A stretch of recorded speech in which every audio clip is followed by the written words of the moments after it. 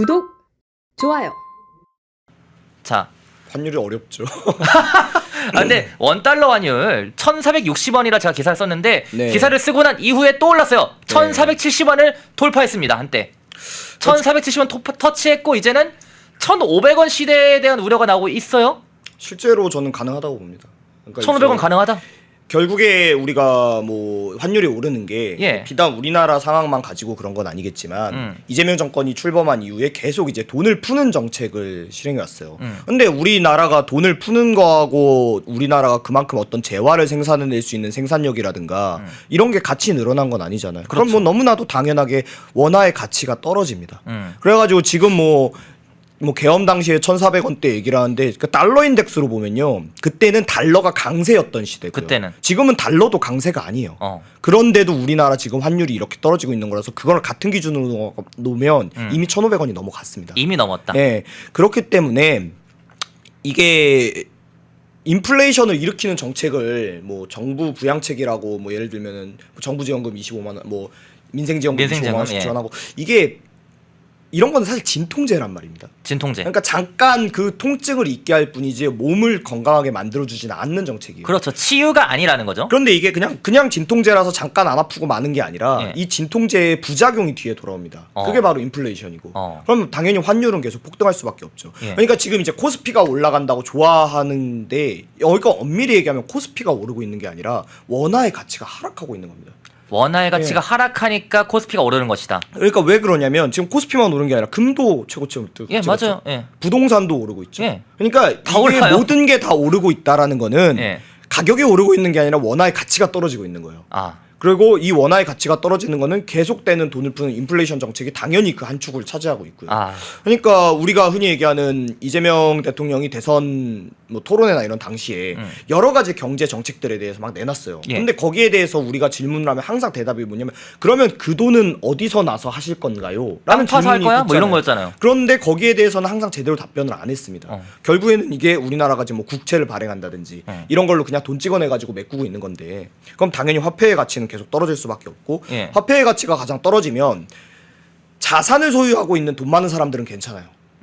자산의 가격이 그만큼 올라서 해지가 되니까 이 사람들도 힘들지만 이 사람들은 그 손실을 보전을 할 수 있게 됩니다. 그런데 그런 자산을 가지지 못한 서민들은 가장 직격탄으로 오는 거죠. 내가 그러니까 오늘까지만 해도 국밥이 10,000원이었는데 내일은 12,000원에 사 먹어야 되고 13,000원에 사 먹어야 되니까요. 그러니까 이게 결국에는 우리가 뭐 가난한 사람들을 위한다라는 그 구호가 듣기는 좋아 보이지만 실제로 그분들을 등 떠밀어서 절벽으로 밀어내고 있는 정책들을 하고 있는 거거든요. 그러니까 25만 원을 준다고 해서 가난한 사람들, 서민들을 위해서 25만 원 지원금을 주는 게 오히려 그들을 벼랑 끝으로 몰아버리는 그렇죠. 것이다. 그렇죠. 왜냐하면 자산이 있는 사람들은 인플레이션이 일어나도 그만큼 자산의 가치가 상승하기 때문에 어느 정도 그 충격이 완화가 되지만 당장 하루하루 벌어가지고 엔겔주스 높아가지고 하루하루 생활비를 지출해야 되는 사람들에게 물가 상승은 바로 직격탄이거든요. 그러니까 결국에는 우리나라 전체의 어떤 원동력을 갉아먹고 있는 거다.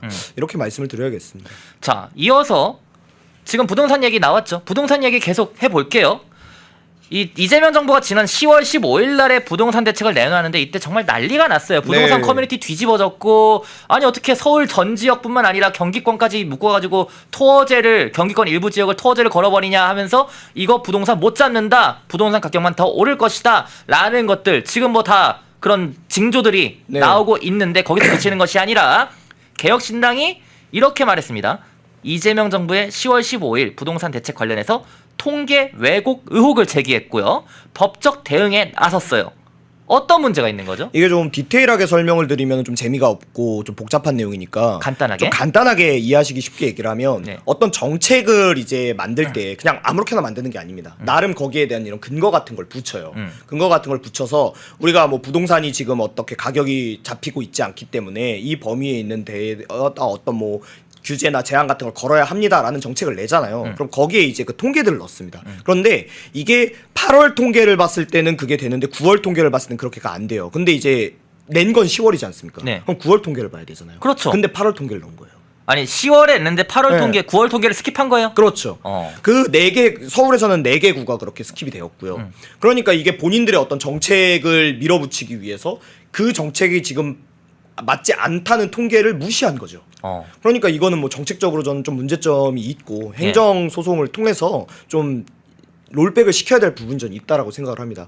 실제로 그 4개 구 같은 경우에는 오히려 그 서울 치고는 집값 상승이 거의 이루어지지 않은 곳이에요. 그 4개 구는 물론 문재인 정부 때 부동산 정책 실패로 어마어마한 폭등이 일어났을 때는 거기도 당연히 어느 정도는 올랐지만 예. 다른 구에 비하면 결국 그렇지 않은 곳이거든요. 그런데 이제 여기 같은 경우에는 오히려 그러니까 진짜 서울에 흔히 얘기하는 다른 집값들은 이미 문재인 때 한번 진짜 100%씩 그렇죠. 오른 다음부터는 일반 사람들이 노력해서 살 수 있는 곳은 아니게 됐어요. 꿈도 못 꿔요. 예, 그나마 할 수 있던 구가 그 4개 구인데 예. 거기마저 대출을 묶어버리면서 이 사람들이 집을 살 수 있는 기회를 막아버린 거죠. 예. 그러니까 우리가 내가 현금 부자면 대출 규제가 오히려 나한테는 좋죠. 그쵸. 다른 현금 부자면 사람들은 대출을 받아가지고 사야 되는데 나는 현금 있으니까 부자들은 원하는 대로 쇼핑할 수 있어요. 그런데 우리가 조금씩 모아가서 내가 지금 열심히 일해서 집을 갖고자 하는 정말 서민들은 대출을 받아야 집을 살 수 있는 거예요. 대출 없이 못 사죠. 그러니까 오히려 흔히 얘기하는 사다리 치우기를 한 건데